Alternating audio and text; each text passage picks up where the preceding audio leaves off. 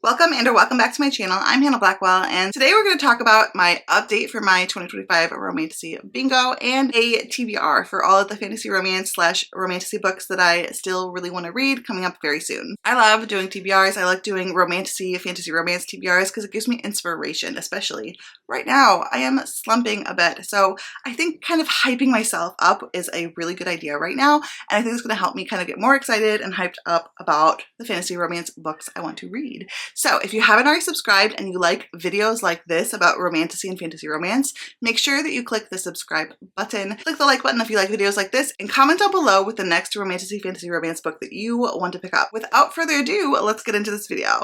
Okay, so let's talk about my Romantasy bingo. So here is the blank bingo board. If you missed it, the link's going to be somewhere around here. And you can go watch that video where it talks about the prompts for the bingo board and how you can kind of just do whatever you want throughout the year. And it's just a fun way to pick romantasy and fantasy romance books that you want to pick up this year. And it's just like a good time. All that information is going to be in that video, but here's the blank board. Here's the TBR that I did. Now there's 2 books on here that I have had to take off.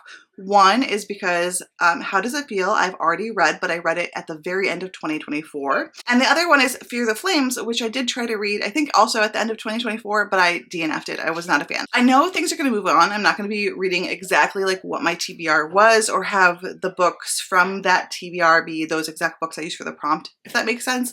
The TBR was just kind of like a way to go towards, and especially I do want to try to read all of those books. I just don't know what's fully going to go in which prompt for sure by the end of it, if that makes sense. So here is where we are right now. I have read 5 books so far. Now keep in mind, if you're doing this, you don't have to use 1 book per prompt. You can use 1 book for multiple prompts if you want to, okay? You can double or triple up or do it however you want to, as I explained in my original video, but I'm doing 1 book per prompt just for funsies because I do read a lot of fantasy romance books and romantasy books, and I do like to recommend them to you guys, so I like to read a lot of them. For a sequel, I read Glow of the Everflame by Penn Cole. This is the sequel to Spark of the Everflame, and I loved it. I gave it 5 stars. And then for shifters, I put Psycho Beast on here. Now this is the final book in a trilogy, but I didn't want to use it for the final book spot because technically in this 6-book series, there's 2 trilogies, if that makes sense. So the plot line is not over yet, but the couple's story, like their getting together story, is over, and we're going to move on to a different group of couples because this is like a why choose book. I gave that one 6 stars. That was the first book that I read in 2025, and it was a 6-star read. And then for retelling, I'm putting Woven by Gold. This is the 2nd book in the Beast of the Briar series, and it's another why choose. Now this is a Beauty and the Beast retelling, so that's where that comes from. I think going to be 5 or 6 books in this series. I am buddy reading it with April. I think we're going to try to read the next book next month maybe. And then for a white cover, I replaced Blood of Hercules and I put gold because I actually didn't have gold on this TBR, but I did read gold. So I went ahead and put that on for a white cover because I've gotten a white cover read. I might as well use that. And gold is the 5th book in the Plated Prisoner series by Raven Kennedy, which is a King Midas reimagining. And finally, I read Dark Fae. I just finished that book this month, and that is a why choose.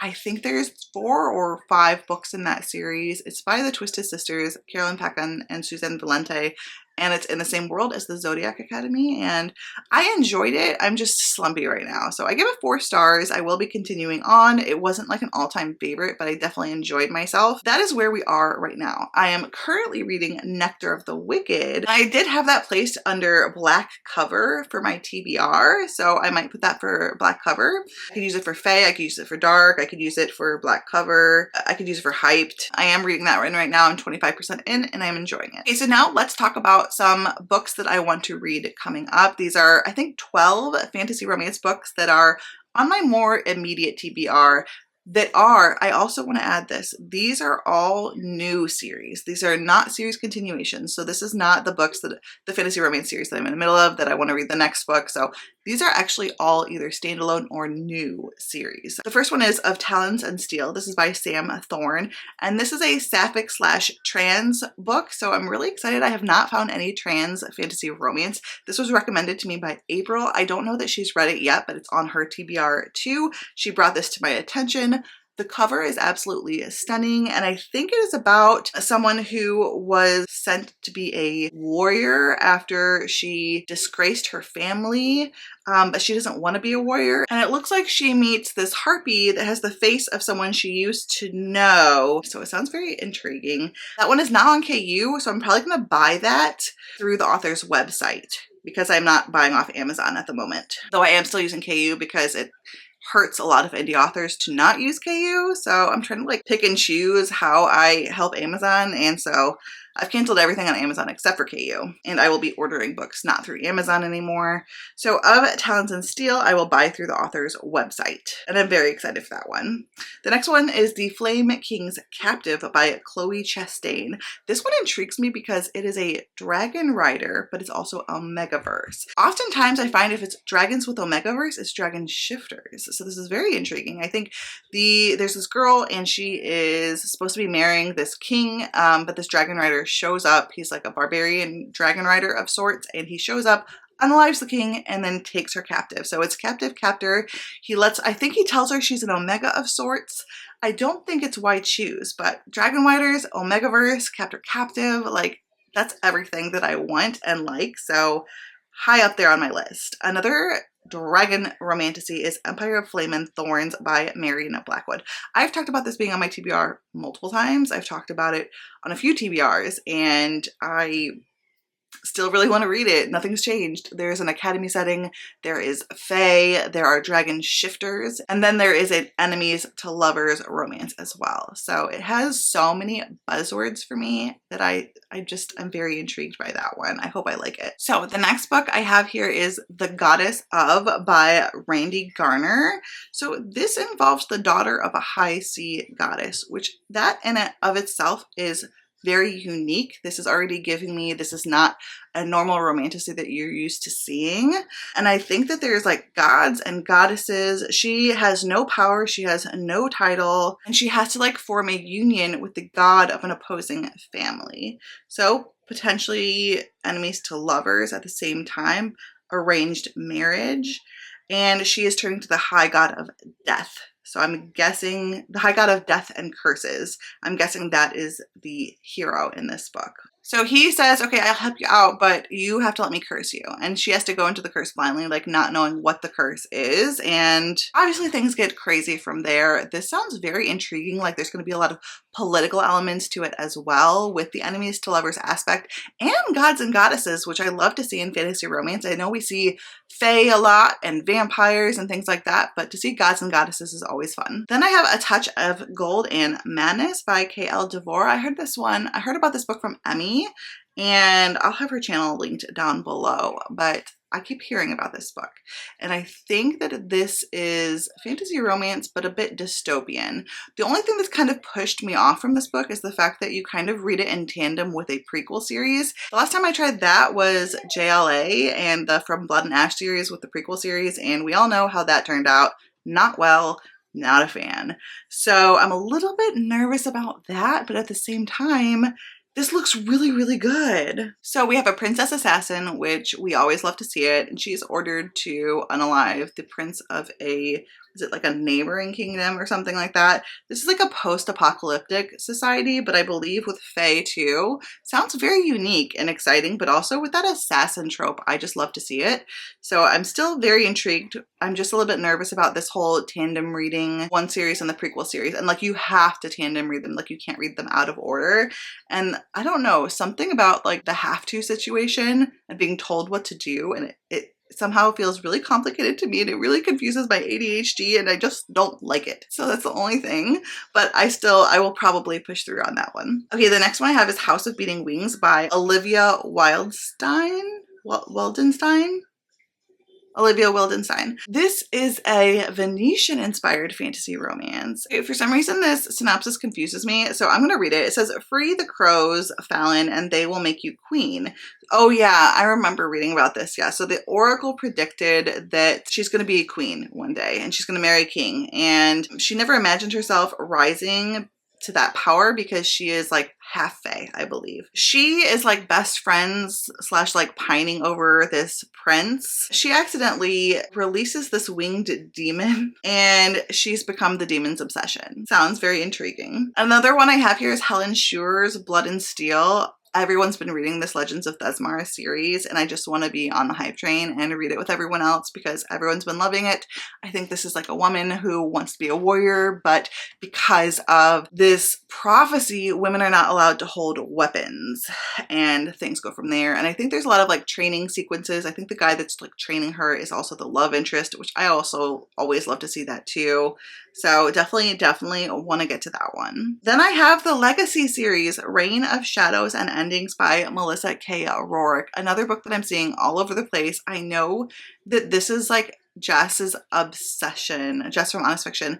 She's obsessed with this. It's like a dark fantasy romance. I really want to read this. The synopsis sounds really cool. We have this fae. She ends up being chosen to be the source to this like vampire fae. I can't remember what they're called, but I think this is like one of those worlds where there's like fae and vampire fae or vampires.